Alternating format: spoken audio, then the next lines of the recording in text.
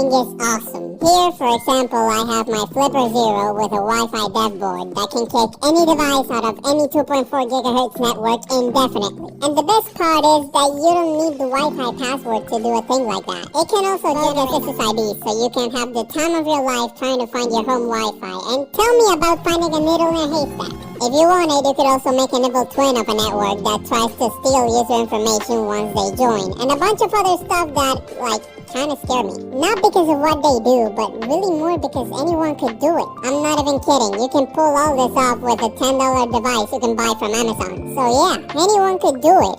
But not everyone understands it. That's why they end up in jail. But not you though, because no subscriber of mine is ever going to jail for cybercrimes. And if you're here, it's because you want to learn. So let's get you ahead of 95% of people and learn networking basics. So let's say you look for cute kittens on the internet, for example. First, you'll make a request to your router, then turns into a local packet that, amongst a lot of information, has two important things: IP address and MAC address. A MAC address is an identifier that's burned into your network card and looks like this. It's like your name inside your local network. Your router know who you are. But this only works inside your local network, so if it were to get leaked to someone outside, you probably shouldn't worry unless you're like a journalist or something. IPs, on the other hand, can be either public or private. Every single device you connect to the internet has a private IP address that your router uses to locate the device. With that private IP, your router knows where to send all of those unholy things you watch on the internet. Now, don't get it twisted. Private IPs and MAC addresses have a lot in common, but they are not the same. Take it like this.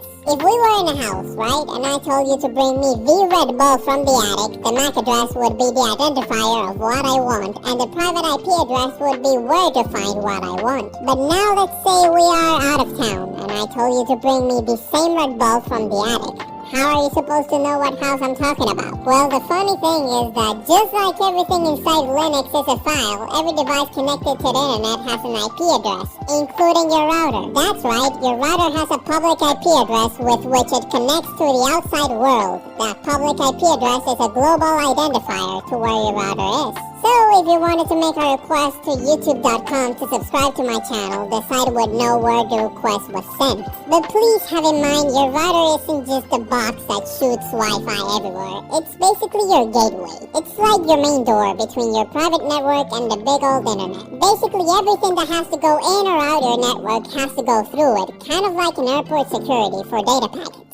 So if your packets don't have the right documentation, they're not going anywhere. Now there's also this thing called DHCP, which basically it's the system that its own IP address automatically. Because imagine if we manually had to put IP addresses for every phone, television, smart fridge, and smart toilet we had. There are also subnets. Think about them as the neighborhoods of your local network. They keep all of your devices organized and prevent traffic from turning into complete chaos. That's why most of your little IPs at home start with 192.168 or 10.0 or something. Your router also does something called NAT. Think of it as the post office in our little scenario. Many private IP addresses get sent under one public IP address. So when Google replies to it, packets are sent to your router's public IP address. And then the router forwards them back to the correct device inside your house. And DNS, the hero we never thank. It's basically like the phone book for the internet. It turns google.com into the actual IP address your computer needs to find it. Without it, you'd have to remember long chains of numbers just to watch cat videos. So yeah, DNS is basically the one thing you in total insanity. Now I know, these are a lot of terms and it feels like I'm just throwing them around, but we'll get more in depth in future videos. And in case you didn't understand, you can Google them. Just investigate, okay?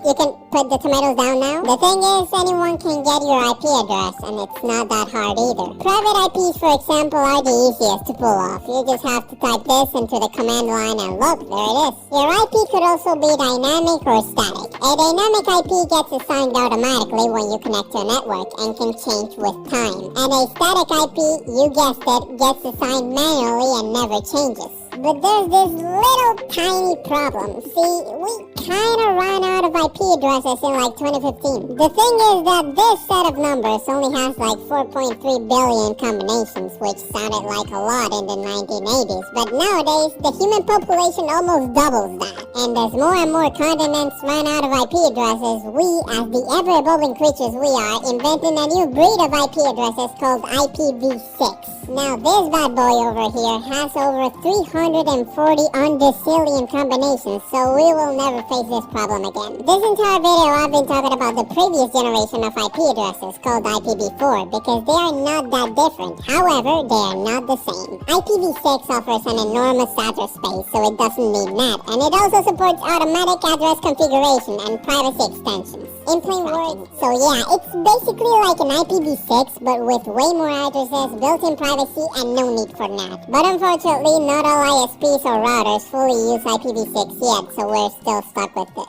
Now, a lot of people will be wanting your public IP address because with the right tools and info, they can do port scanning, service fingerprinting, and well, sad enough, there are a lot of ways your public IP address can get exposed. Tools like Grabify or IP Logger makes fake URLs that grab your public IP address. You could also get malware that does it, but let's be honest. If you were to get malware, having your IP address leaked would be the least of your concerns. You could fall for phishing, expose your IP while downloading torrents because I know you, and you could get a VPN, but not everyone can afford it. And let's be honest, if something is free, it's because so my advice for this is the usual. Avoid peer-to-peer connections, don't connect on suspicious links, don't download malware, and don't eat anything from the floor. But let's just say you woke up stupid and your IP address got leaked. What now? Well, I'm gonna be honest, kid. There's no hope for you. Now you'll need to fake your own death, move to North Korea, and live the rest of your life looking above your shoulder. I mean, it is what it is.